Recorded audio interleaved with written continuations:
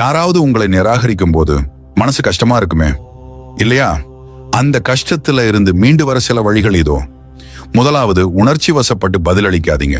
நிராகரிப்பு மனசுக்கு வலி தரும். ஆனா அதை அவங்க கிட்ட காட்டிக்காம அமைதியா இருங்க.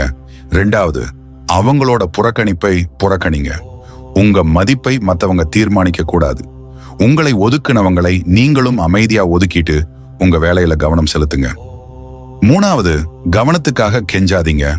உங்களை கவனிக்காதவங்களை நீங்க துரத்திட்டு போகக்கூடாது. அவங்களுக்கு நீங்க தேவையில்லைன்னு நினைச்சா நீங்களும் அதை ஏத்துக்கோங்க. நாலாவது, உங்களை நீங்களே உருவாக்கிக்கோங்க. நிராகரிப்பு உங்க மதிப்பை குறைக்கிறது இல்ல, அது உங்க வளர்ச்சிக்கான ஒரு வாய்ப்பு.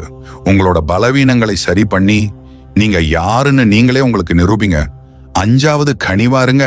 ஆனா உணர்ச்சி வசப்பட வேண்டாம். உங்களை நிராகரித்தவர்களிடம் கனிவாக நடந்து கொள்ளுங்கள், ஆனால் உணர்ச்சி வசப்பட்டு அவர்களுடன் உரையாட வேண்டாம். ஆறாவது, அவங்கள அன்போட விட்டுடுங்க. ஒருத்தர் கூடவே இருக்கணும்னு அவசியம் இல்லை.